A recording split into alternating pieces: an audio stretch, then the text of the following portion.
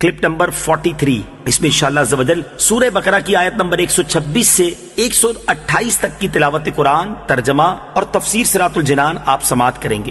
بسم اللہ الرحمن الرحیم۔ ترجمہ: اللہ کے نام سے شروع جو نہایت مہربان رحمت والا ہے۔ وَإِذْ قَالَ إِبْرَاهِيمُ رَبِّ اجْعَلْ هَذَا بَلَدًا آمِنًا وَارْزُقْ أَهْلَهُ مِنَ الثَّمَرَاتِ مَنْ آمَنَ مِنْهُمْ بِاللَّهِ وَالْيَوْمِ الْآخِرِ قال ومن كفر فأمتعه قليلا ثم أضطره إلى عذاب النار وبئس المصير۔ ترجمہ: اور یاد کرو جب ابراہیم نے عرض کی، اے میرے رب اس شہر کو امن والا بنا دے اور اس میں رہنے والے جو اللہ اور آخرت کے دن پر ایمان رکھتے ہوں انہیں مختلف پھلوں کا رزق عطا فرما۔ اللہ نے فرمایا، اور جو کافر ہو تو میں اسے بھی تھوڑی سی مدت کے لیے نفع اٹھانے دوں گا، پھر اسے دوزخ کے عذاب کی طرف مجبور کر دوں گا اور وہ پلٹنے کی بہت بری جگہ ہے۔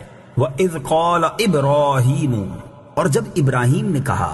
تفسیر صراط الجنان میں ہے حضرت ابراہیم علیہ السلام نے تعمیر کعبہ کے بعد متعدد دعائیں مانگی۔ اس سے معلوم ہوا کہ نیکی کر کے قبولیت کی دعا کرنا سنت خلیل ہے۔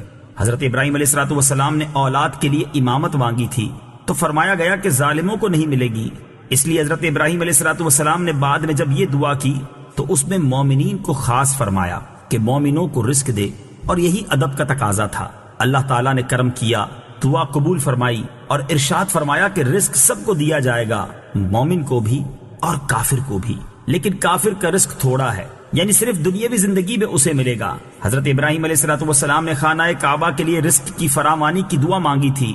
اس دعا کی قبولیت ہر شخص اپنی آنکھوں سے دیکھ سکتا ہے کہ دنیا بھر کے پھل اور کھانے یہاں بکثرت ملتے ہیں۔ وَإِذْ يَرْفَعُ إِبْرَاهِيمُ الْقَوَاعِدَ مِنَ الْبَيْتِ وَإِسْمَاعِيلُ رَبَّنَا تَقَبَّلْ مِنَّا إِنَّكَ أَنْتَ السَّمِيعُ الْعَلِيمُ۔ ترجمہ: اور جب ابراہیم اور اسماعیل اس گھر کی بنیادیں بلند کر رہے تھے یہ دعا کرتے ہوئے، اے ہمارے رب ہم سے قبول فرما، بے شک تو ہی سننے والا جاننے والا ہے۔ وَإِذْ يَرْفَعُ، اور جب بلند کر رہے تھے۔ تفسیر صراط الجنان میں ہے پہلی مرتبہ خانہ کعبہ کی بنیاد حضرت آدم علیہ السلام نے رکھی، اور طوفان نوح کے بعد پھر حضرت ابراہیم علیہ السلام نے اسی بنیاد پر تعمیر فرمایا۔ یہ تعمیر خاص آپ علیہ السلام کے دستے مبارک سے ہوئی۔ اس کے لیے پتھر اٹھا کر لانے کی خدمت و سعادت حضرت اسماعیل علیہ السلام کو میسر ہوئی۔ دونوں حضرات نے اس وقت یہ دعا کی کہ یا رب عز و جل ہماری یہ طاعت و خدمت قبول فرما۔ علامہ قسطلانی رحمۃ اللہ تعالی علیہ نے بخاری کی شرح میں تحریر فرمایا ہے کہ خانہ کعبہ کی تعمیر 10 مرتبہ کی گئی۔ اسے نقل کرنے کے بعد علامہ سلیمان جمل رحمۃ اللہ تعالی علیہ فرماتے ہیں کہ 1039 ہجری کے بعد بھی بعض بادشاہوں نے تعمیر کعبہ کی، جیسا کہ اسے بعض تاریخ دانوں نے نقل کیا ہے۔ مسجد تعمیر کرنا اعلیٰ عبادت ہے۔ اس آیت سے معلوم ہوا کہ مسجدوں کی تعمیر نہایت اعلیٰ عبادت اور انبیاء کرام علیہ السلام کی سنت ہے۔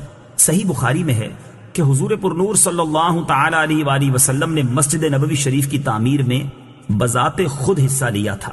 مسجد تعمیر کرنے کے فضائل سورہ توبہ آیت نمبر 18 کی تفسیر میں ملاحظہ فرمائیں۔ ربنا واجعلنا مسلمين لك ومن ذريتنا أمة مسلمة لك وأرنا مناسكنا وتب علينا إنك أنت التواب الرحيم۔ ترجمہ: اے ہمارے رب اور ہم دونوں کو اپنا فرما بردار رکھ، اور ہماری اولاد میں سے ایک ایسی امت بنا جو تیری فرما بردار ہو، اور ہمیں ہماری عبادت کے طریقے دکھا دے، اور ہم پر اپنی رحمت کے ساتھ رجوع فرما، بے شک تو ہی بہت توبہ قبول کرنے والا مہربان ہے۔ وَاجْعَلْنَا مُسْلِمَيْن، اور ہمیں فرما بردار رکھ۔ تفسیر صراط الجنان میں ہے سبحان اللہ، وہ حضرات اللہ تعالیٰ کے مطیع و مخلص بندے تھے، پھر بھی یہ دعا اس لیے مانگ رہے ہیں کہ مزید اطاعت و عبادت و اخلاص اور کمال نصیب ہو۔ حضرت ابراہیم اور حضرت اسماعیل علیہ الصلاۃ والسلام معصوم ہیں، آپ کی طرف سے توبہ تواضع یعنی عاجزی ہے، اور اللہ والوں کے لیے تعلیم ہے۔ خانہ کعبہ اور اس کا قرب قبولیت کا مقام ہے، یہاں دعا اور توبہ کرنا سنت ابراہیمی ہے۔ وَأَرِنَا مَنَاسِكَنَا، اور ہمیں ہماری عبادت کے طریقے دکھا۔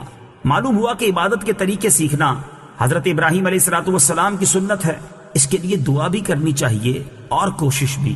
بغیر طریقہ سیکھے عبادت کرنا اکثر عبادت کو ضائع کرتا ہے۔ حضرت انس بن مالک رضی اللہ تعالی عنہ سے روایت ہے، رسول کریم صلی اللہ تعالی علیہ وآلہ وسلم نے ارشاد فرمایا، ہر مسلمان پر علم سیکھنا فرض ہے۔ فرض عبادت کا طریقہ و مسائل سیکھنا بھی اسی میں داخل ہے۔ کلپ نمبر 43، اس میں انشاءاللہ عز و جل سورہ بقرہ کی آیت نمبر 126 سے 128 تک کی تلاوت قرآن، ترجمہ اور تفسیر صراط الجنان آپ سماعت کریں گے۔ بسم اللہ الرحمن الرحیم۔ ترجمہ، اللہ کے نام سے شروع جو نہایت مہربان رحمت والا ہے۔